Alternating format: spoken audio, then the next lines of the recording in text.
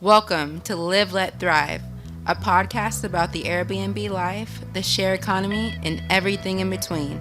Here are your hosts, Myka. All right, y'all. So this is the part 2 video of the SBA loan. I got a lot of feedback about the first way I did it because the government got a little bit more organized and they changed the process. They made it completely online. It's way easier. You just check boxes. It's pretty much it's all self-explanatory. It's not the pages that I had to upload at first, but I went ahead and did the new process. So I'd have 2 applications in. You don't have to, but can. I just did it just in case. So I'm going to share my screen. I'm going to show you the loan application process and pretty much go over the whole thing. It should be a real quick video. It's really self-explanatory.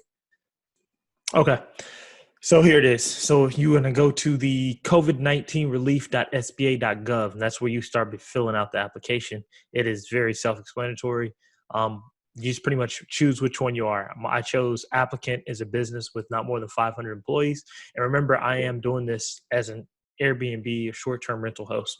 And that's how I'm filling out this application. And you pretty much pick whatever your business need is. Are you a cooperative with not more than 500 employees? An individual operates under sole proprietorship with or without employees as an independent contractor.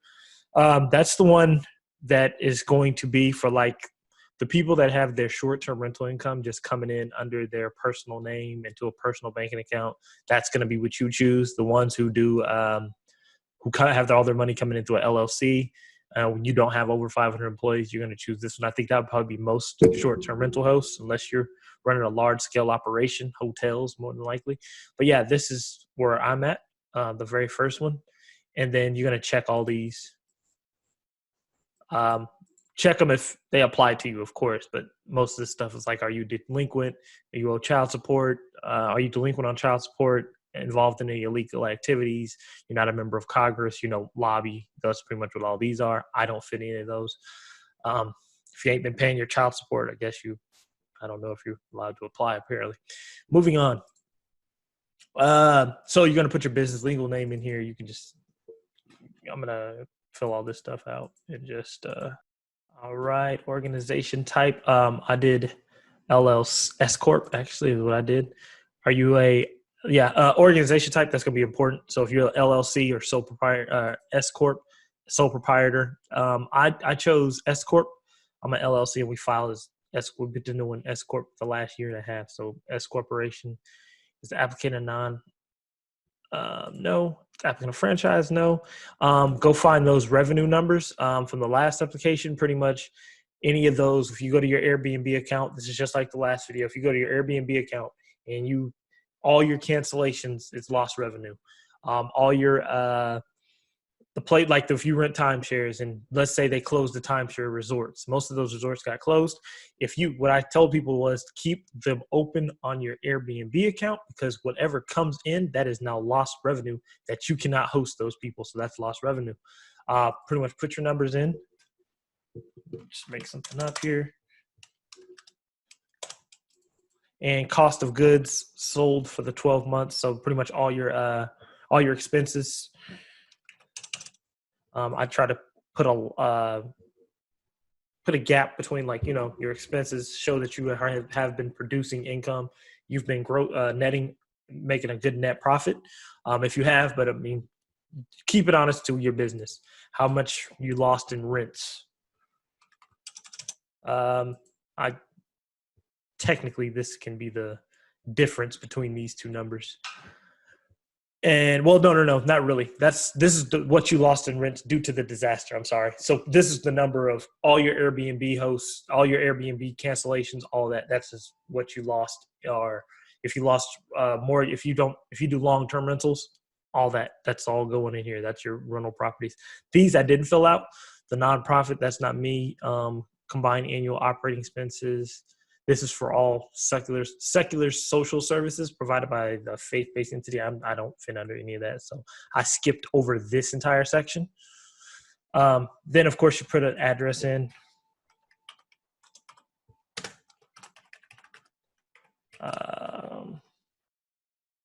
Oh yeah, and then alternate business phone, business fax. Of course, you don't have to fill out all the red stuff with the asterisks. You have to fill out. I think you have to be in business for at least a year to apply for this. I think it's a year. I'll post the link of all the actual requirements.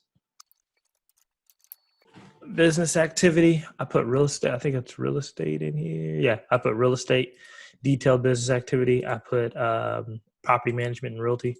Number of employees.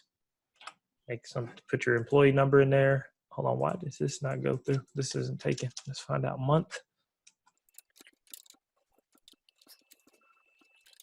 May 12th, 2016. I don't know why they didn't take it first, but yeah, this is the date the business was established and your current ownership. So if you're the only person who's ever owned the business since that day, then put the same dates here. You can go next, and you're going to put all your personal information in. Is this business owned by entity? I checked yes because I do everything under an LLC. Then you put your business applicant or parent business applicant parent entity, legal name, address, all that good stuff. Let me rush through all this real quick. Give me 1 second.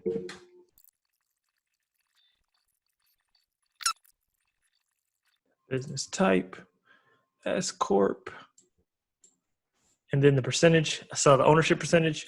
That's going to be pretty much if you like, for example, mine's always 50% because me and my wife own our business together. So it's 50%. For this, I'm just going to write 100. Then you're going to put this is for each owner. CEO, title, office, ownership, 100.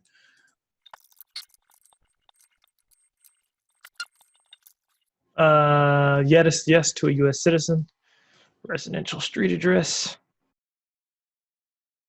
All right, hold on. Some fields may be missing. Okay. All right, so the email. There you go. That, and then let me see what other part. Oh. All right, so this is all pretty self-explanatory. Next, and then all your other additional information. Make sure to check this box. I would like to be considered for the advance of up to $10,000. Bank name, account number, routing number. Put all that in, and then check all these. It's like in the past years, have you been convicted of a criminal offense? Kind of a second wave of the first page. If you've been debarred, you've been arrested in the past. No for me. And then, if you had a CPA, my CPA offered to help with mine. I didn't take it because it's all self-explanatory, and he's done all the books. So I just had to take the numbers from the books and do it in here. So, if you use your CPA or a company, you fill that out. Then remember to check this box, then you put your bank name, account number, and routing number. That is why I did it twice, because all this information, I don't believe, was on the first application. So just go ahead. If you have time, if you want to, you can do it twice like I did. So I did it the first way through the papers from the first video, and then this way through this video. So it was pretty self-explanatory. By the way, these two videos are the same thing, but they changed. They got a little bit more organized with the process. So that's pretty much what I did. I haven't heard back yet. I did this, I believe, Tuesday. Yeah, I believe I did it on Tuesday. I don't know when I'm expected to hear back. I'll be talking to my CPA and talking to members of my mastermind to find out when they've heard back. So and I'll update you guys when I've heard back. But yeah, it's pretty self-explanatory, pretty easy to get done. So yeah, good luck, and I hope y'all are able to keep surviving and thriving through this whole thing. I'm out. Thank you for tuning in to this week's episode of Live, Let, Thrive. Be sure to tune in next week for all the latest in the world of Airbnb and all that entails. Bye-bye.